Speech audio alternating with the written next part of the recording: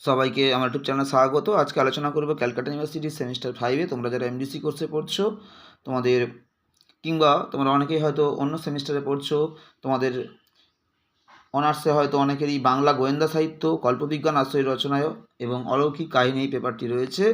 এবং যারা semester 5-এ MDC কোর্সে পড়ছো, বাংলা তোমাদের রয়েছে, তোমাদের বাংলা CC6 যে পেপারটি রয়েছে, বাংলা গোয়েন্দা সাহিত্য, কল্পবিজ্ঞান আশ্রয়ী রচনা এবং অলৌকিক কাহিনী, এই পেপার থেকে তোমাদের মোট 3টে মডিউল রয়েছে।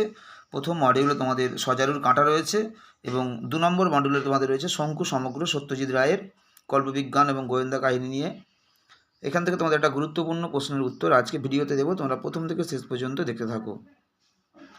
কল্পবিজ্ঞানের কাহিনী হিসাবে প্রফেসর শঙ্কুর ডায়েরিগুলি কতখানি সার্থক আলোচনা করো, এবং যে কোনো 2টি কাহিনী অবলম্বনে এই আলোচনাটা তোমাদেরকে করতে হবে। এটা তোমাদের জন্য 15 মার্কসের খুবই ইম্পর্টেন্ট। CC6 যে পেপারটি রয়েছে, তোমাদের এই পেপার থেকে গুরুত্বপূর্ণ একটা প্রশ্নের উত্তর আজকে ভিডিওতে দিচ্ছি, তোমরা প্রথম থেকে শেষ পর্যন্ত দেখতে থাকো। যে কোনো 2টি গল্প অবলম্বনে তোমাদেরকে প্রফেসর শঙ্কুর ডায়েরিগুলি কল্পবিজ্ঞানের গল্প হিসাবে কতখানি সার্থক আলোচনা করতে বলা হয়েছে। তোমাদের প্রথম যে গল্পটা দেয়া হয়েছে প্রফেসর শঙ্কু ও ম্যাকাও, এবং এরপরে তোমাদের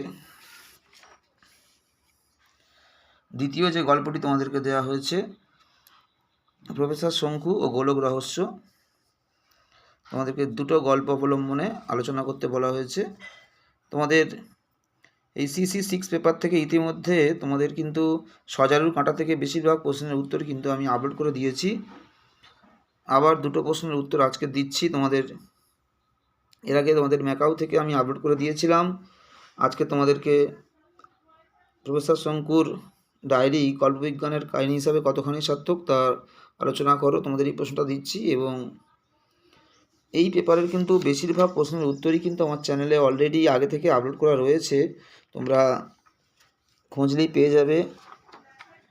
তোমাদের এই প্রফেসর শঙ্কুর এবং সজারুর কাঁটা এবং সব ভুতুড়ে এই যে গল্পগুলো তোমাদের রয়েছে, এর কিন্তু বেশিরভাগ এই পেপারটা কিন্তু অলরেডি CBCS বোর্ডে ছিল, তাই তোমাদের এর উত্তরগুলো কিন্তু বেশিরভাগ প্রশ্নের উত্তর কিন্তু অলরেডি চ্যানেলে আপলোড রয়েছে, তোমরা একটু দেখতে পারো।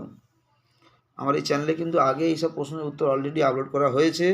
তোমরা এই পেপারের বেশিরভাগ প্রশ্নের উত্তর এবং সব ভুতুড়ে থেকে কিন্তু বেশিরভাগ প্রশ্নের উত্তর কিন্তু চ্যানেলে আপলোড রয়েছে, তোমরা একটু দেখতে পারো। সবাইকে নমস্কার।